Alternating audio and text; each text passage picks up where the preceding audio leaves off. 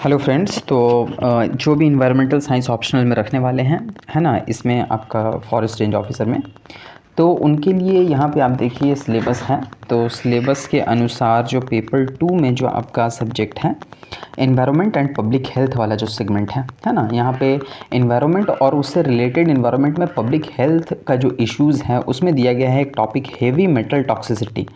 ठीक है ना, भारी धातु विषाक्तता।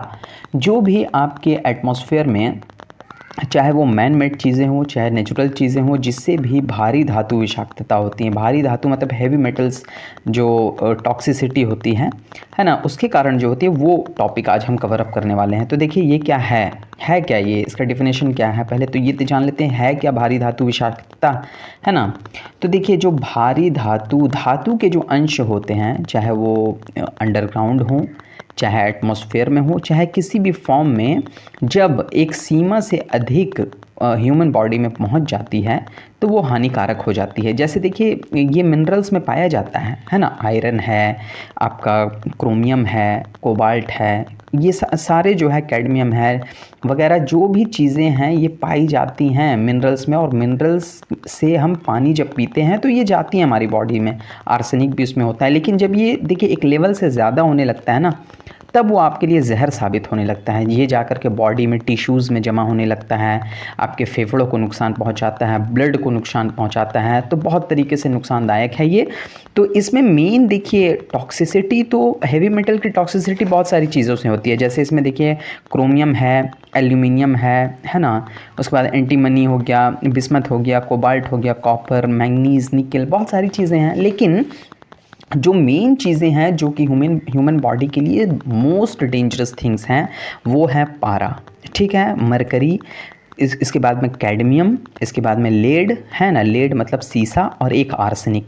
ये चार ऐसे चीज़ें हैं हैवी मेटल्स में जो कि बहुत ही डेंजरस हैं ह्यूमन बॉडी के लिए, और इससे बहुत ही ख़तरनाक डिजीज़ भी होते हैं ह्यूमन बींग को, अगर ये बहुत हाई लेवल में आपके बॉडी में इंजेक्ट हो रहे हैं तो ये बहुत तरीके से आपको हानि पहुंचा सकते हैं। इसी के बारे में हम पढ़ने वाले हैं कि ये है क्या, इनका सोर्सेस क्या है।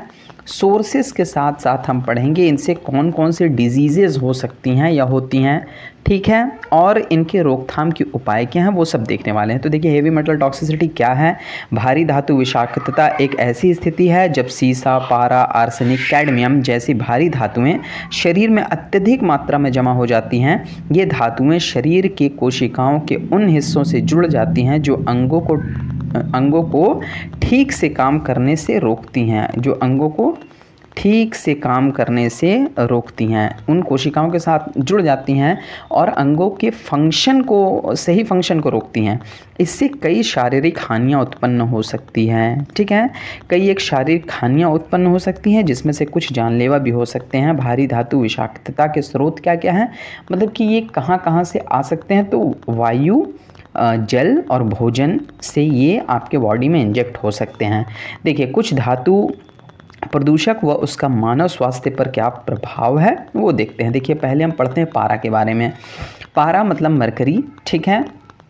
तो देखिए पारा की विषालुता या विषाक्तता पर विश्व का ध्यान कब गया, जब जापान में एक डिजीज़ जिसे मिनीमाटा डिजीज़ कहते हैं, ये जापान में एक शहर है मिनीमाटा शहर। यहाँ पे क्या हुआ ना कि एक पॉलीविनाइल क्लोराइड यानी पीवीसी का फैक्ट्री था उसके समुद्र तट के बगल में ही जो है पीवीसी का जो पॉलीविनाइल क्लोराइड जो पाइप्स आप देखते हैं वाटर के लिए जो लगाए जाते हैं, घरों में बिछाए जाते हैं, उनका फैक्ट्री था। उनसे क्या हुआ ना, केमिकल के जरिए पारा समुद्र में गया, समुद्र से मछलियों ने उसका सेवन किया और फिर उन मछलियों को खाने से बहुत सारे लोगों की वहाँ पे डेथ हो गई।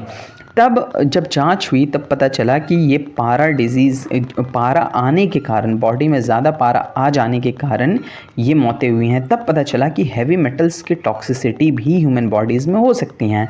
तो देखिए पारा का स्रोत क्या है हम देख लेते हैं। तो देखिए पारा का उपयोग वेल्डिंग रॉड में, जो वेल्डिंग करते हैं वेल्डर लोग, वो जो रॉड बना हुआ था उसमें पारे का इस्तेमाल होता है। ठीक है, वेल्डिंग रॉड निर्माण, विद्युत संयंत्र निर्माण जिसमें मरकरी वेपर लैंप है, स्विच है, बैटरी है, तथा कृषि के लिए जो पेस्टिसाइड्स वगैरह बनती है ना, उसमें भी पारा होते हैं।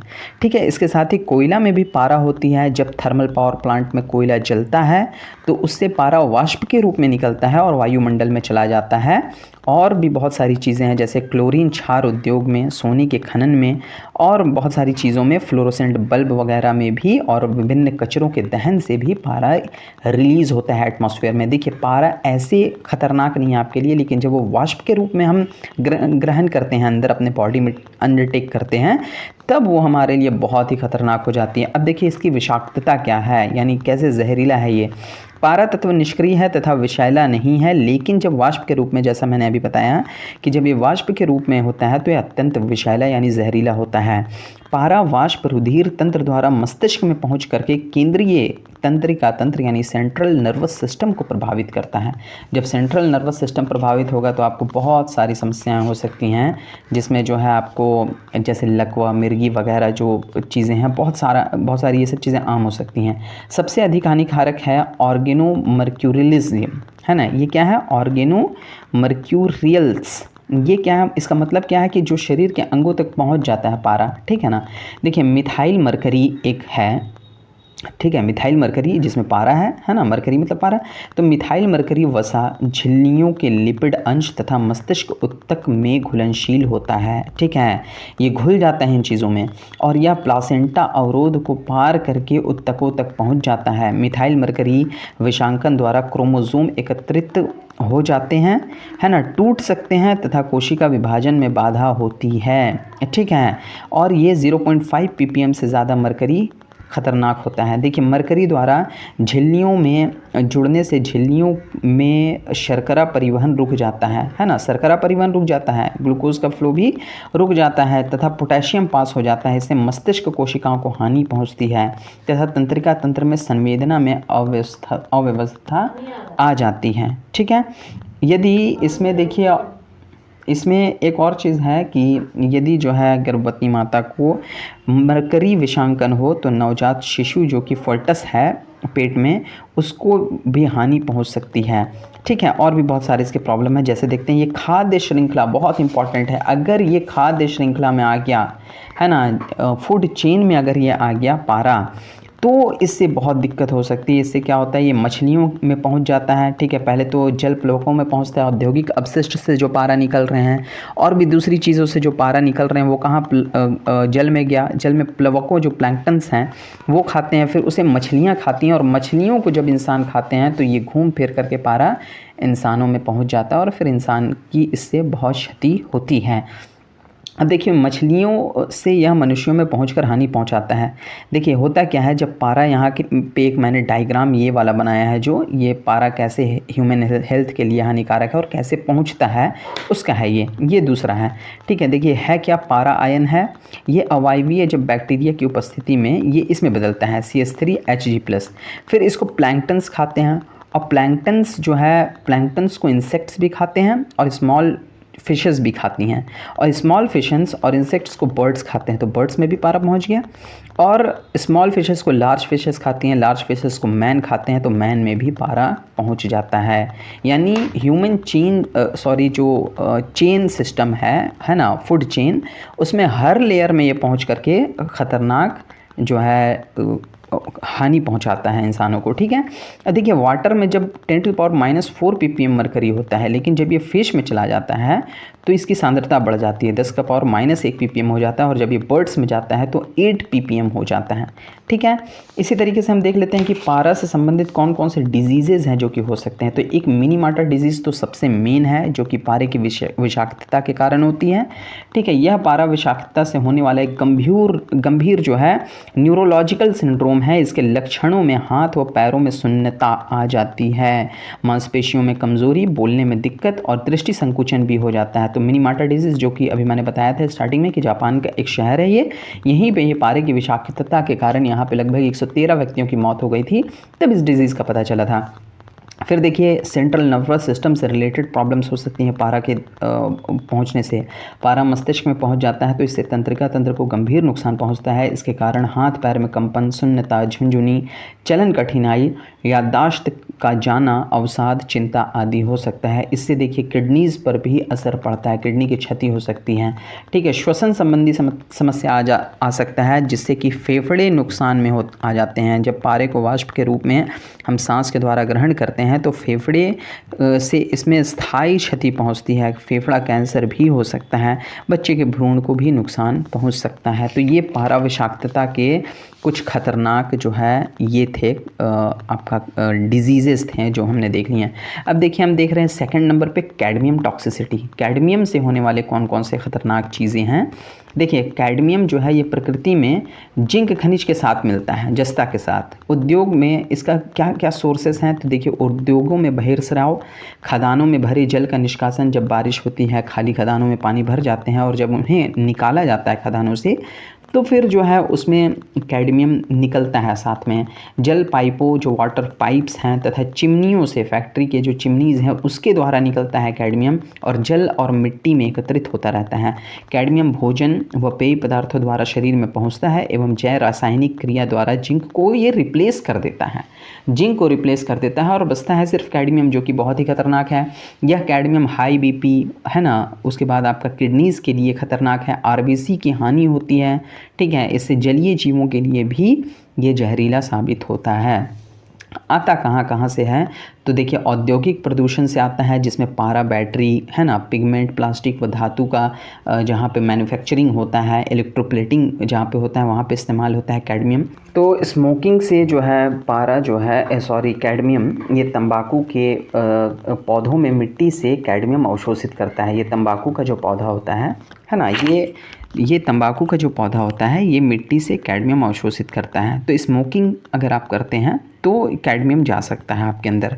प्रदूषित भोजन व पानी पीने से भी, प्रदूषित मिट्टी में उगे फल सब्जी और प्रदूषित जल के सेवन से भी कैडमियम आपके बॉडी में जा सकता है। ठीक है, तो ये स्रोत हो गए। कुछ पेशेवर काम जो करते हैं लोग है ना, श्रमिक, उसके संपर्क से, सीधे संपर्क से भी कैडमियम आपकी बॉडी में जा सकता है, जिसमें स्मेल्टिंग, खनन, वेल्डिंग एवं बैटरी निर्माण उद्योग प्रमुख है। ठीक है, पुराना पेंट और प्लास्टिक से भी इसका खतरा हो सकता है। देखिए डेली कैडमियम जो हम लेते हैं वो क्या है, कैसे है, देखते हैं। देखिए अगर एक्सेसिव डोज अगर हम लेते हैं डेली, मतलब कि ज़्यादा डोज, जितना कैडमियम होना चाहिए डेली लेने का, मतलब कि जितना लेवल एक सेफ़ लेवल रहता है ना, कि इससे ज़्यादा नहीं होना चाहिए कुछ भी है ना, जो आप खाते पीते हैं तो उसमें कैडमियम की मात्रा जाती है।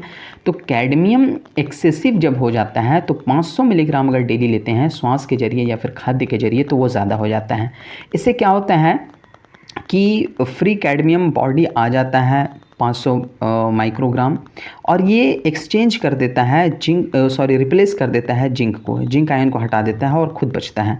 ये क्या करता है कि आपके वृक्क कार्य प्रणाली को, यानी किडनी के फंक्शन को ख़राब करता है। एनीमिया होता है जिससे, चूँकि बोन मैरो डिसऑर्डर हो जाता है यहाँ पर, ठीक है ना, तो बोन मैरो डिसऑर्डर हो जाता है यहाँ पर ना, इसी वजह से ही जो है एनीमिया होता है। क्योंकि देखिए जब बोन मैरो में डिसऑर्डर हो जाएगा तो फिर आरबीसी फॉर्मेशन में दिक्कत आएगा ना, फिर हाइपरटेंशन वगैरह भी हो जाता है, जिससे अंततः कैंसर भी होता है। ठीक है ना, तो ये नुकसान है डेली ओवरडोज का। और नॉर्मल डोज क्या है, तो नॉर्मल डोज है श्वास के जरिए 1 माइक्रोग्राम, खाद के जरिए 50 माइक्रोग्राम।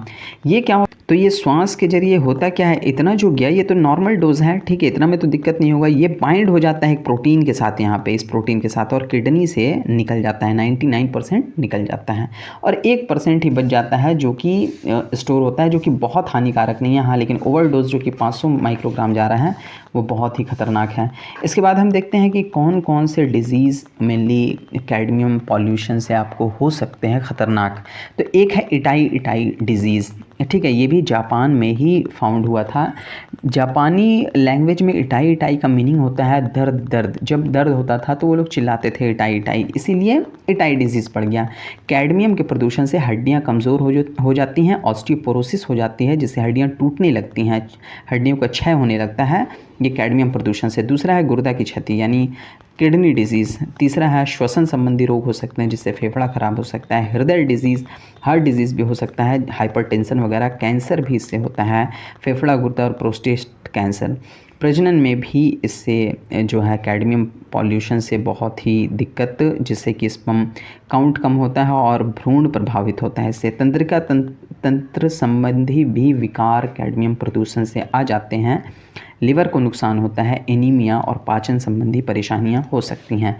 देखिए अब है सीसा से विषाक्तता से क्या क्या होता है। तो देखिए लेड और आर्सेनिक बच जा रहा है, जिसका मैं चाहता हूं कि वीडियो बहुत लंबा ना हो। लेड और आर्सेनिक बच गया है, और उपाय क्या क्या हैं इन पॉल्यूशन से बचने के लिए वो हम नेक्स्ट वीडियो में देख लेंगे। आज के लिए इतना ही। Thank you. Please subscribe, please share, and please like.